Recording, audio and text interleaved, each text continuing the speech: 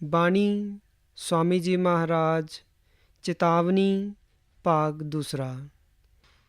देखो सब जग जात बहार,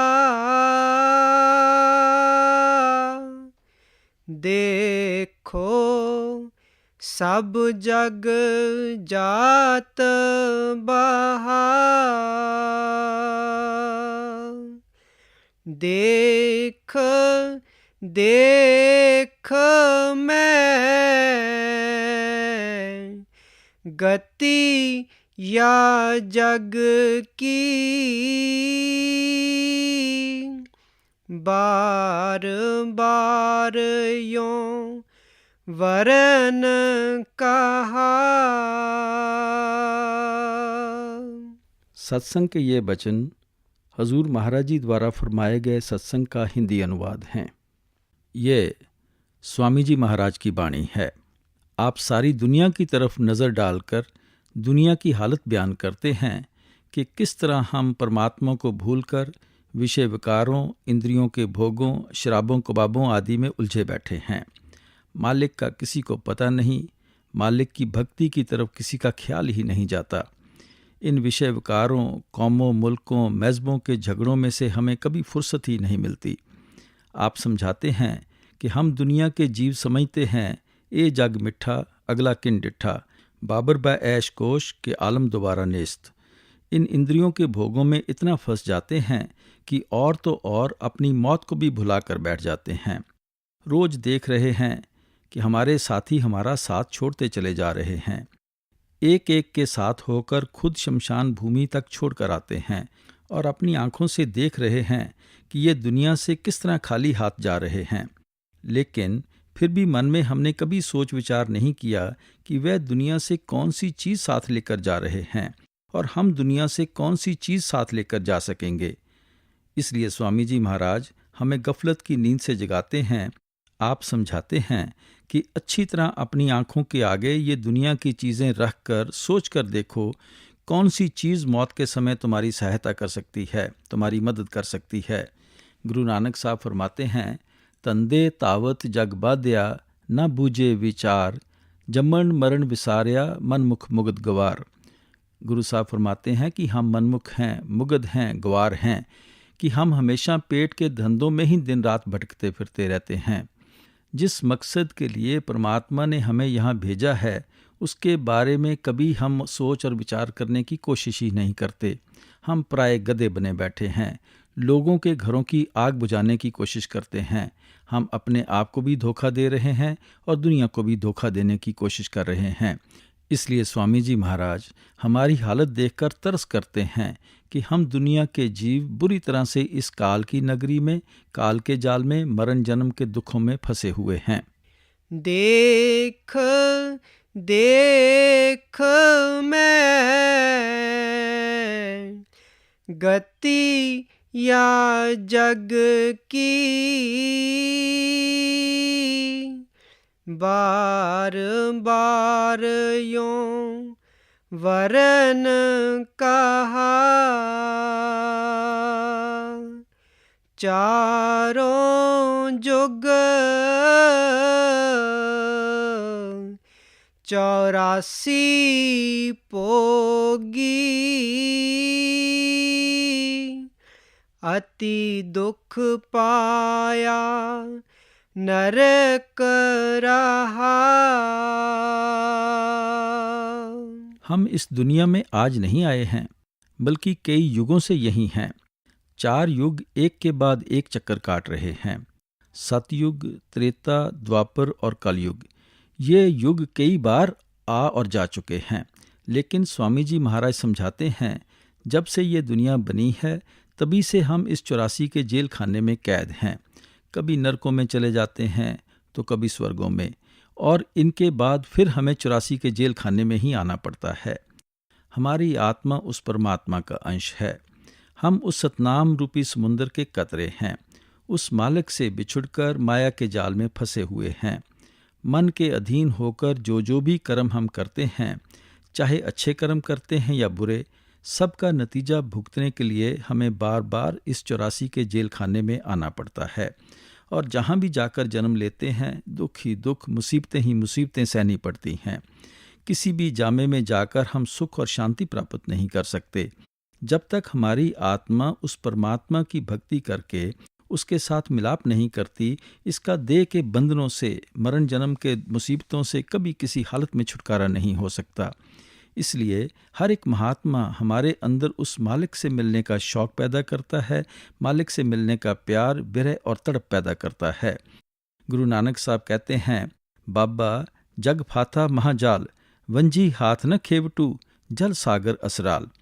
गुरु नानक साहब बड़ी सुंदर उदाहरण देकर समझाते हैं कि ये संसार एक बहुत बड़ा समुंदर है।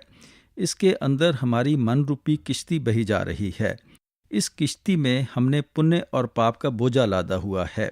और ये संसार रूपी समुंदर कैसा है? इसके ना इधर के किनारे का पता चलता है, ना उधर के किनारे का, ना चौड़ाई का पता चलता है, ना लंबाई का और ना गहराई का। पता नहीं ये दुनिया कब बनी है, कितने परले महापरले आए हैं, लेकिन ये ज़रूर पता है कि जब से ये दुनिया बनी है, हम उस मालिक से बिछुड़कर इस 84 के जेल खाने में फंसे हुए हैं। आज तक वापस जाकर हमारा उस परमात्मा से मिलाप नहीं हुआ। अगर हम परमात्मा से मिल जाते तो आज इस दुख की दुनिया में क्यों होते? आगे गुरु नानक साहब समझाते हैं कि दुनिया की कश्ती के साथ तो कोई ना कोई मल्लाह होता है और उसके हाथ में कोई चप्पू या बांस होता है, जिसके सहारे वह हमारी किश्ती को समुद्र की लहरों से बचाकर किसी किनारे पर लगा देता है। लेकिन हमारी मन रूपी किश्ती ऐसी है जिसका कोई मल्लाह ही नहीं। चप्पू और बांस तो क्या किसी के हाथ में होना था। मतलब ये कि हम गुरु, पीर, खसम, गुसाई सब कुछ हम अपने मन को ही समझे बैठे हैं। जिधर हमारा मन कहता है हम उधर ही मुंह उठाकर चल पड़ते हैं। हमने मन को ही अपना आगू और मार्गदर्शक बनाया हुआ है। फिर हम भावसागर से पार कैसे हो सकते हैं? हमारा मरण जन्म के दुखों से छुटकारा कैसे हो सकता है? गुरु नानक साहब आगे फरमाते हैं कि ये संसार रूपी समुंदर बड़ा भयानक है, खतरनाक है, जिसमें विषय विकारों, शराबों, कबाबों, इंद्रियों के भोगों की लहरें दिन रात उठ रही हैं। अगर हमारा भी यहाँ कोई मार्गदर्शक होता, मल्लाह होता, हम उसके आदेश के अनुसार चलते तो हम भी हमेशा के लिए भवसागर से पार हो सकते थे। यही स्वामी जी महाराज फरमाते हैं कि आज से नहीं बल्कि जब से ये दुनिया बनी है, 4 युग एक के बाद एक चक्कर लगा रहे हैं और हम उस समय से इस चक्कर में फंसे हुए हैं। कभी नरकों में जाते हैं, कभी 84 के जेल खाने में जाते हैं। चारों जुग 84 पोगी, अति दुख पाया नरक रहा। जन्म जन्म दुख पावत बीते, एक छिन कहीं ना चैन लहा। आप फरमाते हैं कि उन कर्मों के कारण जिस जामे में भी जाकर जन्म लेते हैं, अच्छी तरह विचार करके देखें, हमें दुख ही दुख, मुसीबतें ही मुसीबतें मिलती हैं। किसी भी जामे में जाकर हम सुख प्राप्त नहीं कर सकते, शांति नहीं प्राप्त कर सकते। हर रोज़ हमारी खुराक के लिए सैकड़ों जानवरों की हत्या की जाती है। किस प्रकार हम उन चीखते, चलाते, रोते, तड़पते जानवरों के गलों पर छुरियां चला रहे हैं। कभी अपने मन में ये विचार नहीं किया कि अगर हमें भी अपने कर्मों के कारण उन जानवरों के जामे में जाकर जन्म लेना पड़ जाए और उनके हाथों में छुरियां और कुल्हाड़ियां हों तो हमारी क्या दुर्दशा होगी, हमारी क्या हालत होगी। आप देखें, जब एक डॉक्टर छोटी सी सुई टीका लगाने के लिए गर्म करता है तो हमारी इतनी बड़ी देह थर थर कांपना शुरू कर देती है, लेकिन उन गरीब असहायों की गर्दनों पर दिन रात छुरियां चलाने में लगे हुए हैं।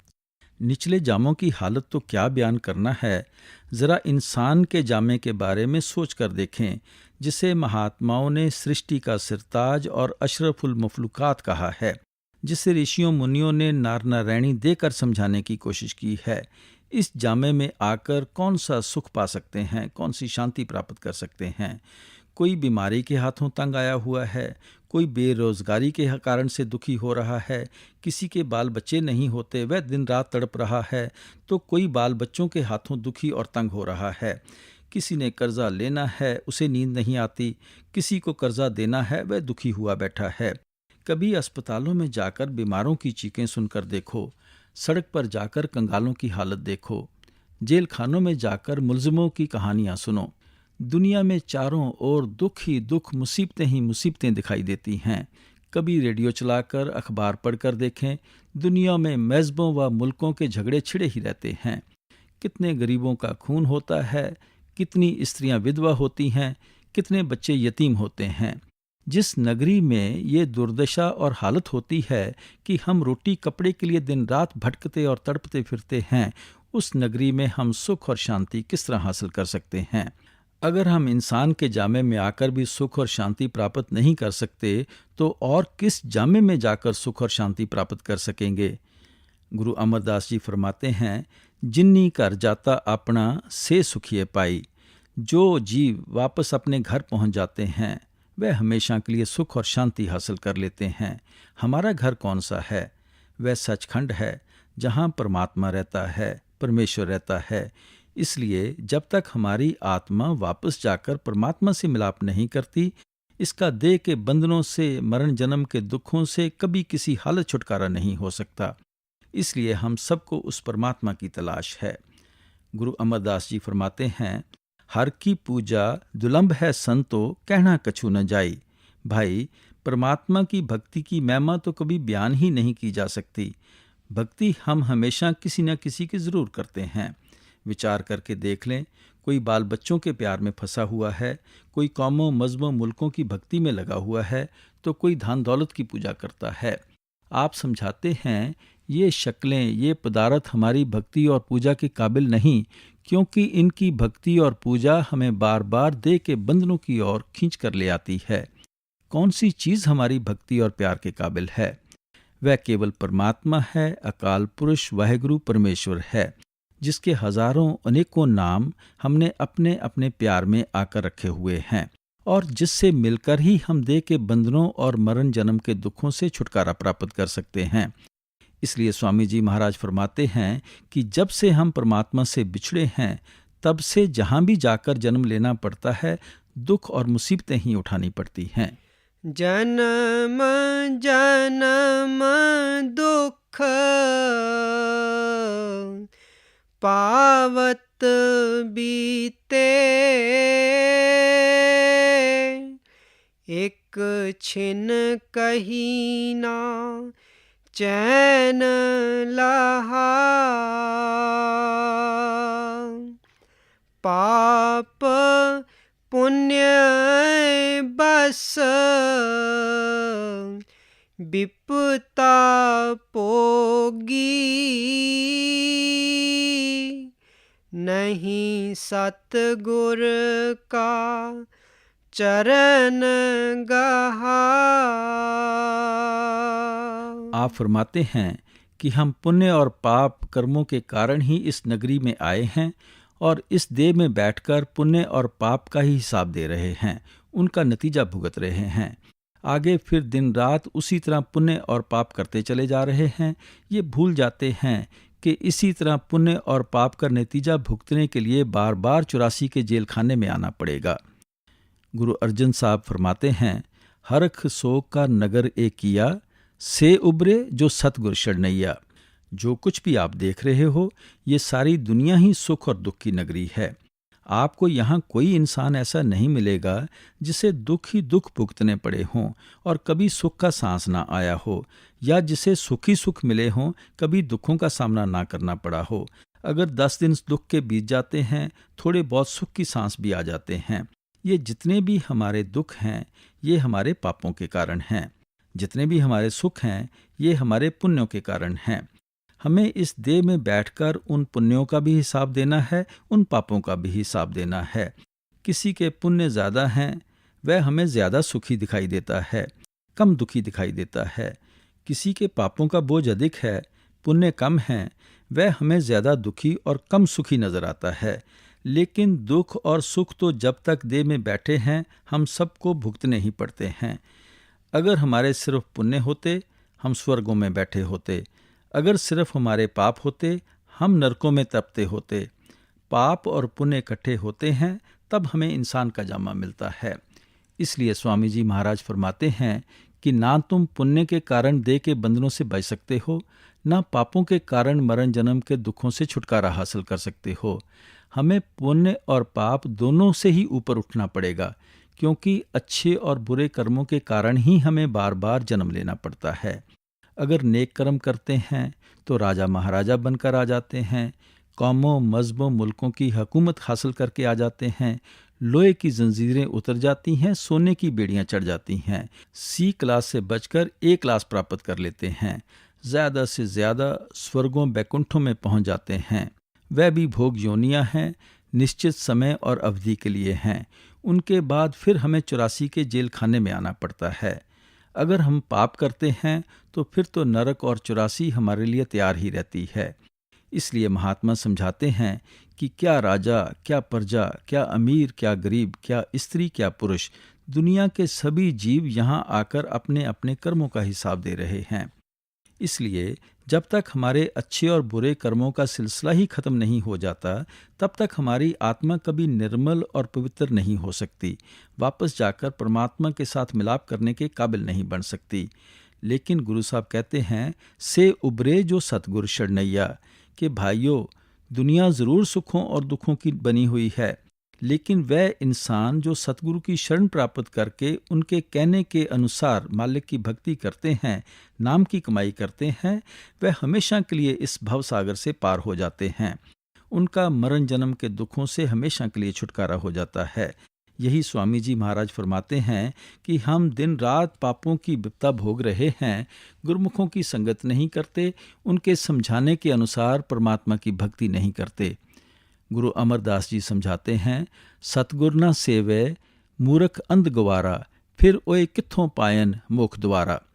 आप फरमाते हैं, जिन गुरमुखों मालिक के भक्तों और प्यारों की संगत करके हमें परमात्मा की भक्ति करनी है, देह के बंधनों से आज़ाद होना है, उनकी तो हम संगत ही नहीं करते, फिर हम मुक्ति कैसे प्राप्त कर सकते हैं, मुक्ति के द्वार पर किस तरह पहुंच सकते हैं। इसलिए आप उपदेश देते हैं कि अगर हमें इस पुण्य और पाप की नगरी से छुटकारा प्राप्त करना है, पुण्य और पाप से ऊपर उठना है, तो हमें गुरमुखों के समझाने के अनुसार परमात्मा की भक्ति करनी पड़ेगी, नाम की कमाई करनी पड़ेगी। पाप पुण्य बस विपता पोगी, नहीं सतगुर का चरण गहा। अब यह देह मिली कृपा से, करो भगति जो कर्म दहा। आप फरमाते हैं कि ये संसार 84 का एक बहुत बड़ा जेल खाना है। इसमें से निकलने का परमात्मा ने सिर्फ एक दरवाज़ा रखा है। वह दरवाज़ा कौन सा है? वह इंसान का जामा है। 84 लाख योनियां भुगतने के बाद परमात्मा ये अवसर केवल इसलिए देता है कि हम इस मौके से फ़ायदा उठाकर परमात्मा की भक्ति करके देह के बंधनों से हमेशा के लिए छुटकारा प्राप्त कर लें। इसलिए स्वामी जी महाराज फरमाते हैं कि मालिक की ये अति दया, मेहर और बख्शिश है कि हमें इंसान का जामा मिला है। फिर पता नहीं इंसान का जामा मिले मिले ना मिले ना मिले, या किसी ऐसी जगह जाकर जन्म हो जाए जहाँ भूले भटके भी हमारा ख्याल मालिक की भक्ति की ओर ना जा सके। अगर इस देह में आने का कोई लाभ है तो वह केवल मालिक की भक्ति और उसका प्यार है। मैं हमेशा अर्ज करता हूँ कि बाल बच्चे तो हमें हर जन्म में मिलते आए हैं, खाना पीना ऐशो इशरत भी हमेशा करते आए हैं। अगर कोई अनोखी चीज़ है जो पहले हासिल नहीं कर सके तो वह केवल परमात्मा की भक्ति है, परमात्मा का प्यार है, परमात्मा की प्राप्ति है। इसलिए स्वामी जी महाराज हमें याद दिलाते हैं कि ये मालिक की अति दया मेहर और बख्शिश समझो कि उसने हमें इंसान का जामा बख्शा है। हमें इस देह में बैठकर मालिक की बख्शिश से फ़ायदा किस तरह उठाना है। फरमाते हैं, करो भक्ति जो कर्म दहा, कि हमें वह भक्ति करनी है जिसके द्वारा हमारे कर्मों का सिलसिला ही खत्म हो जाए। आप पहले समझा चुके हैं, पुण्य और पाप इकट्ठे होते हैं तो इंसान का जामा प्राप्त होता है। इसलिए जब तक पुण्य और पापों का सिलसिला ही खत्म नहीं होता, तब तक हमारी आत्मा निर्मल और पवित्र नहीं हो सकती, मालिक के मिलने के काबिल नहीं बन सकती। हर तरह की भक्ति हमें वापस ले जाकर परमात्मा से नहीं मिलाती। कोई खास ही भक्ति है जो हमें देह के बंधनों से छुड़ाकर परमात्मा के साथ मिलाती है। गुरु अमरदास जी फरमाते हैं, पूजा करें सब लोग संतो, मनमुख थाए न पाई। भक्ति तो हम सब दुनिया के जीव अपनी अपनी अकल के अनुसार करते हैं, क्योंकि आत्मा का झुकाव अपने असल की ओर थोड़ा बहुत जरूर होता है। उसके अधीन होकर हम दुनिया के जीव परमात्मा को ढूंढने की कोशिश करते हैं, लेकिन हम आम तौर पर मन के पीछे लगकर परमात्मा की भक्ति करते हैं। गुरु साहब कहते हैं, मनमुख थाए न पाई। मन हमें बारमुखी कर देता है, कर्म कांड में फंसा देता है। इसलिए ये जो मन के पीछे लगकर हम परमात्मा की भक्ति करते हैं, ये कभी हमें वापस अपने असली घर नहीं पहुंचा सकती। कौन सी भक्ति हमें असली घर पहुंचाएगी? शब्द मरे मन निर्मल संतो, ए पूजा थाए पाई। गुरु साहब फरमाते हैं कि भाई, अगर शब्द की कमाई करके आप अपने मन को निर्मल और पवित्र कर लें, इसी भक्ति ने आपको अपने असली घर पहुंचाना है। महात्मा समझाते हैं कि जो भक्ति परमात्मा को मंजूर है वह शब्द और नाम की कमाई है। तीसरी पातशाही गुरु अमरदास जी लिखते हैं, पूजा करें पर बिद नहीं जाने, दूजे पाए मल लाई। हम भक्ति करते हैं लेकिन भक्ति करने का तरीका नहीं आता। गलत रास्ते पर चलकर पापों के बोझ को और बढ़ा लेते हैं। गुरु साहब आगे कहते हैं, गुरमुख होवे सो पूजा जाने पाणा मन वसाई, कि गुरमुखों को मालिक के भक्तों और प्यारों को परमात्मा की भक्ति करने के तरीके और साधन का पता है। जब हम भी उनके समझाने के अनुसार मालिक के भाने में रहकर मालिक की भक्ति करेंगे तो फिर हम भी वापस अपने असली घर पहुंच सकेंगे। गुरु अर्जन साहब फरमाते हैं, अनेक कर्म किए बहु तेरे, जो कीजै सो बंधन पैरे। मन बुद्धि के द्वारा जो मालिक के मिलने का तरीका सोचते हैं, रास्ता अपनाते हैं, वह हमें और अधिक बंधनों में फंसा देते हैं, बल्कि लोहे की जंजीरें उतारकर सोने की जंजीरों में जकड़ देते हैं। गुरु अर्जन साहब बड़ा सुंदर उदाहरण देते हैं, क्रुत्ता बीज बीजय नहीं जम्मे, सब लाहा मूल गवाएंदा। अगर आप सारी उम्र जमीन में बेमौसम का बीज ही बोते जाएंगे तो आपका बीज भी फजूल जाएगा, मेहनत भी फजूल चली जाएगी और हाथ पल्ले भी कुछ नहीं पड़ेगा। किसान भाइयों को पता है कि जब भी ज़मीन में गेहूं बोया जाता है वह कार्तिक यानी अक्टूबर नवंबर के महीने में बोया जाता है। अगर कोई गर्मी के मौसम में गेहूं बोएगा, चाहे कितना ही अच्छे से अच्छा बीज क्यों न बोए, खाद डाले, कितना ही पानी दे, वह फसल कभी पककर उसके घर नहीं आ सकती। जो मौसम का बीज है उसका फल हम वापस घर पर ला सकते हैं। कलयुग में कीर्तन प्रधाना, गुरमुख जपिए लाए त्याना। इसलिए गुरु साहब फरमाते हैं कि कलयुग का कोई धर्म है या कर्म है, कलयुग में आकर अगर आप मुक्ति प्राप्त करना चाहते हैं, कीर्तन प्रधाना, वह उस कीर्तन से कर सकते हैं। वह कौन सा कीर्तन है? गुरमुख जपिए लाए त्याना, जिसे कि गुरमुख लोग ध्यान के साथ अपने अंदर सुनने में लगे हुए हैं। आपका इशारा शब्द की ओर है, नाम की ओर है। इसी को आपने कई बार कीर्तन कहा है, शब्द कहा है। इसी को अमर, हुक्म, अमृत, नाम आदि कहकर बयान किया है। इसी बात को गुरु अमरदास जी और स्पष्ट रूप से समझाते हैं, इस युग का धर्म पढ़ो तुम भाई, पूरे गुर सब सोझी पाई, ऐथे अगे हर नाम सखाई। 4 युग, सतयुग, त्रेता, द्वापर और कलयुग एक के बाद एक चक्कर लगा रहे हैं। हर युग में हमारे जीवन के हालात बिल्कुल अलग अलग किस्म के होते हैं। सतयुग में हमारी उम्र लंबी थी, हमारी सेहत भी बहुत अच्छी थी और हमारा ख्याल भी दुनिया में ज़्यादा फैला हुआ नहीं था।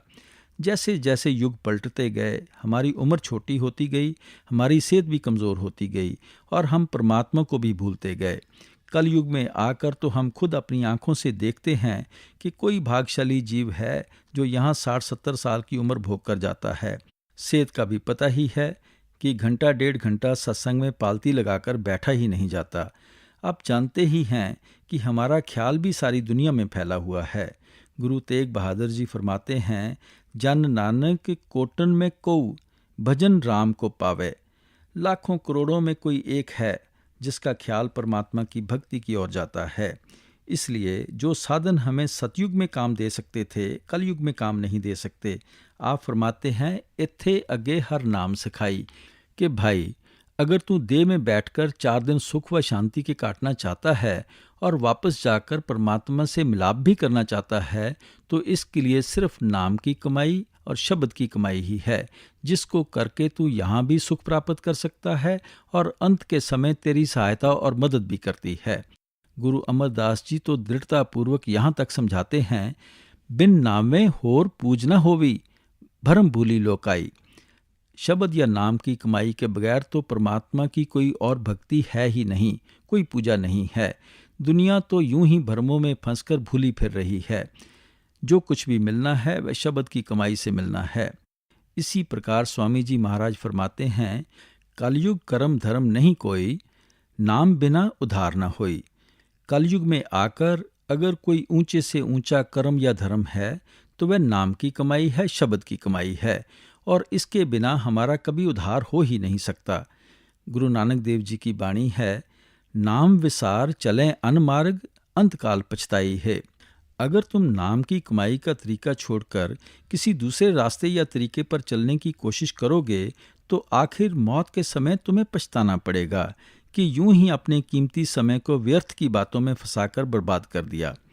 इसलिए स्वामी जी फरमाते हैं, करो भक्ति जो कर्म दहा, कि वह भक्ति करो जिसके द्वारा आपके कर्मों में और वृद्धि ना हो जाए, जिनका नतीजा भुगतने के लिए फिर बार बार देह के बंधनों में ना आना पड़े। जप तप दान पुण्य पूजा पाठ आदि साधन जिन्हें हम मालिक की भक्ति समझे बैठे हैं, इन सब का फल भोगने के लिए हमें बार बार देह के बंधनों में आना पड़ता है। मैं अर्ज कर चुका हूँ कि कोई राजा महाराजा बनकर आ जाता है, कोई सेठ शाहूकार बनकर आ जाता है, तो कोई हुकूमत प्राप्त करके। इस प्रकार सी क्लास से छुटकारा पाकर ए क्लास प्राप्त हो गई, लेकिन देह के बंधनों में तो फिर भी आना ही पड़ा। ज़्यादा से ज़्यादा हम स्वर्गों और बैकुंठों तक पहुँच जाते हैं, लेकिन वह भी भोग योनियाँ हैं जिनकी अवधि पूरी करके वापस आकर इसी चक्कर में फंसना पड़ता है। लेकिन नाम की कमाई हमारे कर्मों के सिलसिले को ही खत्म कर देती है, हमारी आत्मा को निर्मल और पवित्र कर देती है। कर्मों का सिलसिला हमारे मन के साथ है। जब मन शब्द की कमाई करके, शब्द की लज्जत प्राप्त करके वापस अपने ठिकाने ब्रह्म त्रिकुटी में पहुंच जाता है, तो आत्मा अपने आप ही उसके पंजे से आज़ाद हो जाती है। वही चीज़ हमें मन और माया के दायरे से पार ले जा सकती है, जो मन और माया के दायरे से पार से आती हो। वह शब्द सचखंड से आता है। जब हम अपने ख्याल को उसके साथ जोड़ देते हैं तो हम भी मन और माया के दायरे से पार चले जाते हैं। स्वामी जी महाराज समझाते हैं, शब्द कर्म की रेख कटावे। जितना भी कर्मों का हिसाब है, शब्द के अभ्यास के द्वारा सब खत्म हो जाता है। इसलिए आप समझाते हैं कि आपके मन में कहीं ये ख्याल हो कि चाहे जिस प्रकार की भक्ति कर लें, वही हमें परमात्मा के साथ मिला देगी। सच्ची भक्ति केवल शब्द की कमाई है, नाम की कमाई है, जो हमें देह के बंधनों से छुड़ाती और वापस जाकर परमात्मा से मिलाती है। अब यह देह मिली कृपा से, करो भक्ति जो कर्म दहा। अब की चूक माफ नहीं होगी, नाना विधि के कष्ट सहा। फरमाते हैं, जब तक हम अपने ख्याल को शब्द या नाम के साथ नहीं जोड़ते, इस गलती को कभी माफ़ी नहीं मिलती। इंसान के जामे का ये मौका बार बार नहीं मिलेगा। पता नहीं फिर किसी ऐसे जामे में जाकर जन्म लेना पड़ जाए जहाँ जाकर हमारा ख्याल भूले भटके भी परमात्मा की भक्ति की ओर ना जाए। इसलिए समझाते हैं कि हम सबको इस मौके का पूरा पूरा लाभ उठाना चाहिए। अब की चूक माफ नहीं होगी, नाना विधि के कष्ट सहा, गफलत छोड़ भुलाओ जग को, नाम अमल अब घोट पिया। अब स्वामी जी महाराज 3 महत्वपूर्ण नसीहतें देते हैं जिन पर चलना हम सब के लिए ज़रूरी है। फरमाते हैं कि परमात्मा की भक्ति और बख्शिश प्राप्त करने के लिए सबसे पहले गफलत अथवा आलस को छोड़ो। सुस्ती और बेपरवाही को छोड़ देना चाहिए। सारी उम्र यही नहीं सोचते रहना है कि कल भजन में बैठेंगे, कल से भजन शुरू करेंगे। ये कल तो कभी नहीं आएगा। मन में ये विचार नहीं करना चाहिए कि बेटे बेटियां बड़े हो जाएं, कारोबार संभाल लें, हम थोड़ा बहुत रुपया इकट्ठा कर लें, फिर किसी गुरुद्वारे में या डेरे में जाकर भजन कर लेंगे। ये सब मन की दलीलें हैं, मन के बहाने हैं। अगर मन में ईमानदारी भी है तो भी हमें मालिक की स्कीम का क्या पता है कि किस समय हुक्म आ जाए, कब भरे परिवार को छोड़कर चलना पड़ जाए। यहाँ एक कदम, एक सांस का भी भरोसा नहीं है और हम वर्षों की लंबी लंबी योजनाएं बनाने में लगे हुए हैं, स्कीम में सोचने में लगे हुए हैं। इसलिए स्वामी जी कहते हैं कि गफलत छोड़ दो, आलस और सुस्ती छोड़ दो, रोज भक्ति को समय देना चाहिए। जितना समय भी मिले उसी का फ़ायदा उठाना चाहिए। घड़ी 2 घड़ी, घंटा 2 घंटा जो भी समय परमात्मा की याद में लगा देंगे वह हमारे लेखे में लिखा जाएगा, उसका हमें लाभ मिलता है। इसलिए आप फरमाते हैं कि रोज़ मालिक की भक्ति करनी चाहिए, आलस और लापरवाही को छोड़ देना चाहिए। दूसरी बात क्या करनी है? भुलाओ जग को, दुनिया को भूलने की कोशिश करनी है। बहुतेरी उम्र शराबों, कबाबों, विषयों, विकारों आदि का स्वाद लेकर देख चुके हैं। अगर आज तक हमें इनसे सुख और शांति नहीं मिली तो हम ये कैसे सोचे बैठे हैं कि बाकी उम्र में इनसे सुख प्राप्त कर लेंगे, शांति प्राप्त कर सकेंगे। स्वामी जी महाराज ये नहीं कहते कि दुनिया को छोड़ देना है। आप कहते हैं कि दुनिया को भूलने की कोशिश करनी है, अपने मन को दुनिया में से निकालना है।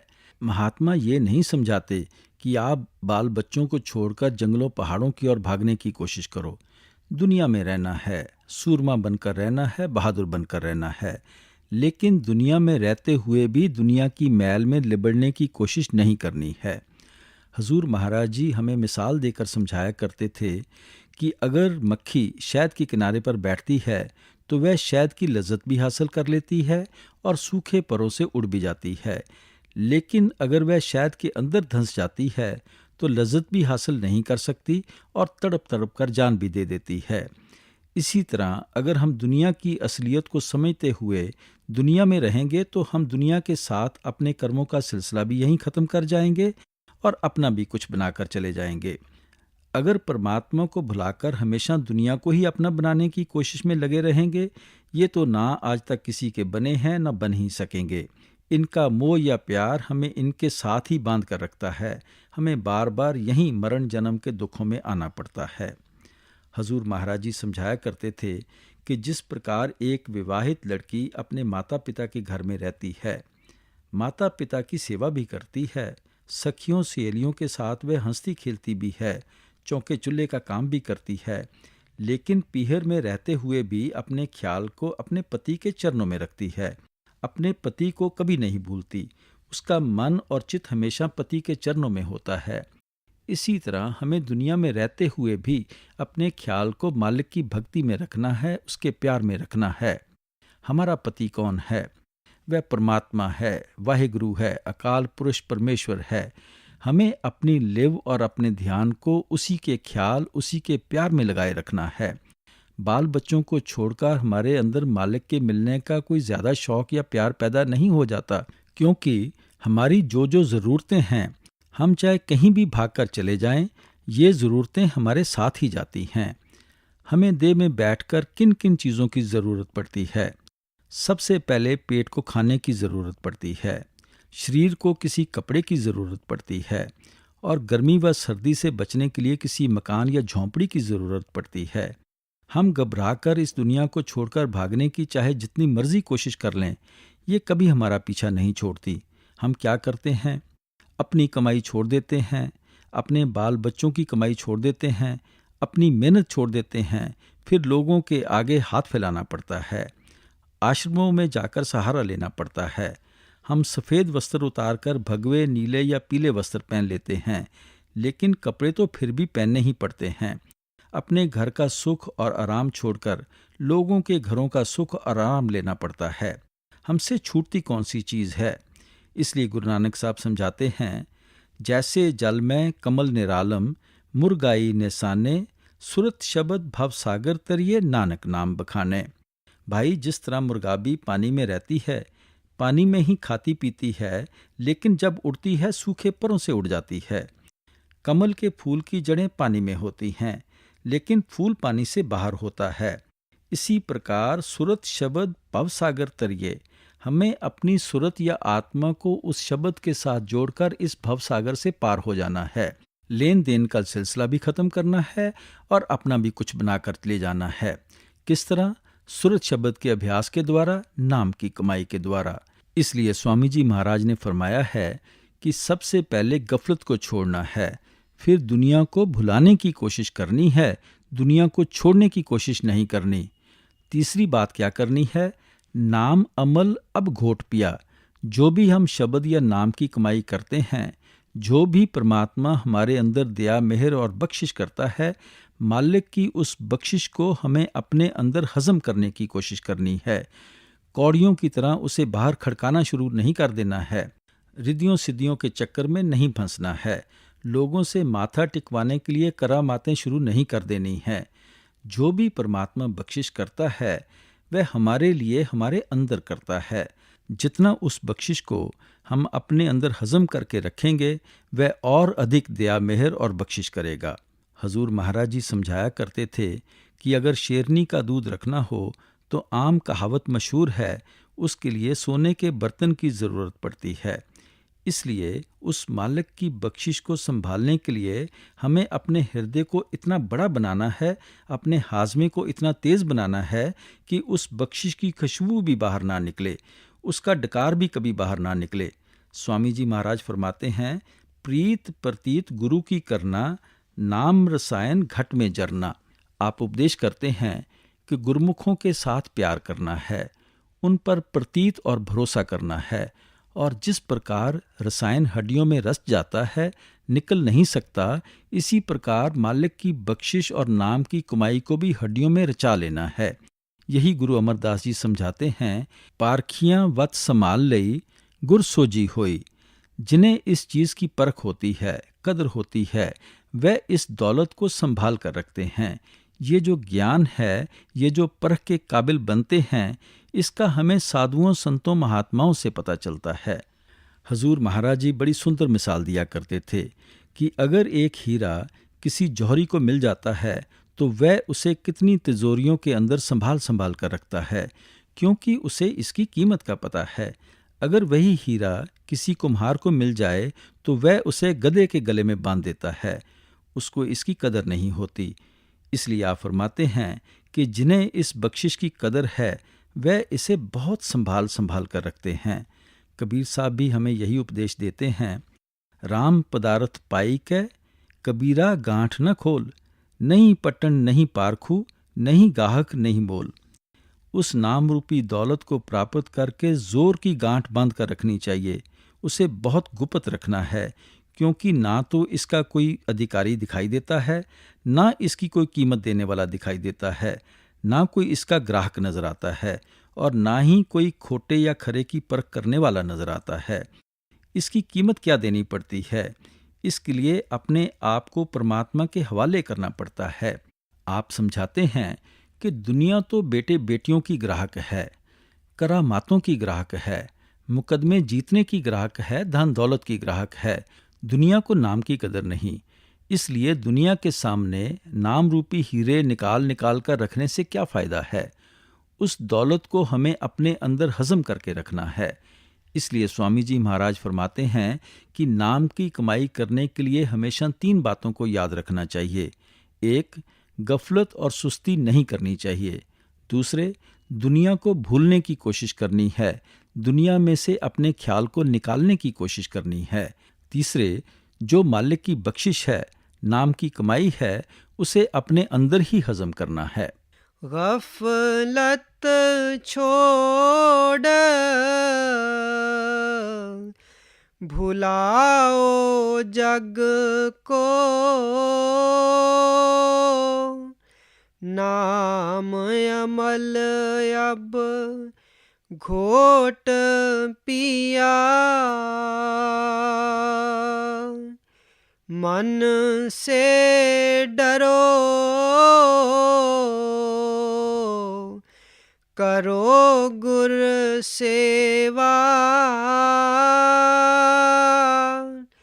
राधा स्वामी भेद दिया।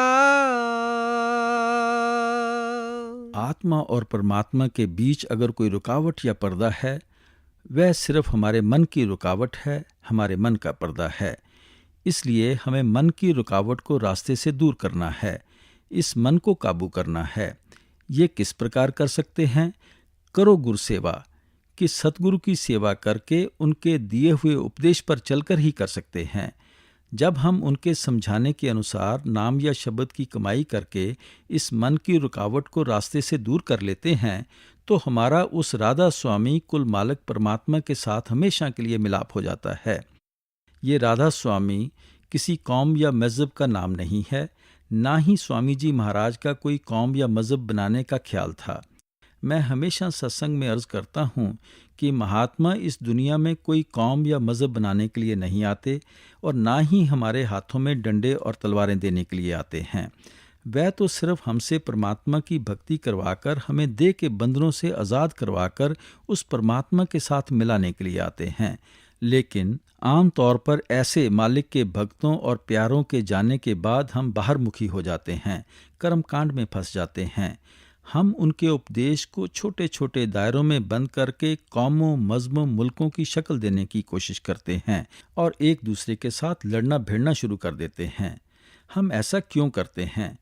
अपनी मान बढ़ाई के लिए करते हैं, अपने पेट की खातिर करते हैं। जब हम उन मालिक के भक्तों और प्यारों के उपदेशों को छोटे छोटे ज़िलों व सूबों में बंद करने की कोशिश करते हैं, तो आप सोचकर देखें कि हम उन मालिक के भक्तों और प्यारों के साथ इससे ज़्यादा और क्या बेइंसाफ़ी कर सकते हैं। इसलिए ये राधा स्वामी ना कोई कौम है, ना कोई मज़हब है। जिस तरह अन्य महात्माओं ने अपने अपने प्यार में आकर उस कुल मालिक के हज़ारों अनेकों नाम रखे हुए हैं, इसी तरह अपने प्यार में आकर उस कुल मालिक परमात्मा को राधा स्वामी कहकर याद किया है। राधा से आपका मतलब आत्मा है और स्वामी का मतलब परमात्मा है। स्वामी स्वामी तो सभी महात्मा उस परमात्मा को कहते चले आए हैं। गुरु अर्जन साहब फरमाते हैं, ऊंच अपार बेअंत स्वामी। आपने भी उसे स्वामी कहकर याद किया है, लेकिन वह स्वामी किसका है? हमारी आत्मा का स्वामी है। इसलिए आपने राधा का लफ्ज़ साथ लगा दिया। इसलिए ये कोई कौम नहीं, मज़हब नहीं, और ना ही हमें चाहिए कि स्वामी जी महाराज की तालीम को किसी कौम या मज़हब में बंद करने की कोशिश करें। ये शुद्ध रूहानियत है।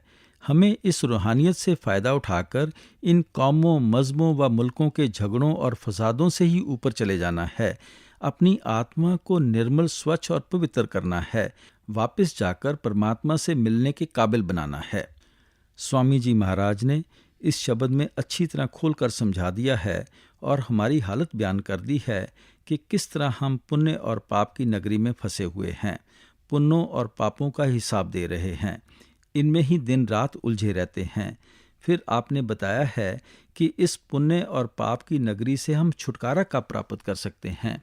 आपने समझाया है कि परमात्मा ने ये इंसान का जामा किस तरह और क्यों बख्शा है, और इस देह के अंदर बैठकर हमें वह कौन सी भक्ति करनी है जिसके द्वारा हम देह के बंधनों से छुटकारा प्राप्त कर सकें। इसलिए हमें भी चाहिए कि आपके समझाने के अनुसार शब्द की कमाई करें, नाम की कमाई करें। गफलत छोड़ भुलाओ जग को, नाम अमल अब घोट पिया, मन से डरो करो गुर सेवा, राधा स्वामी भेद दिया।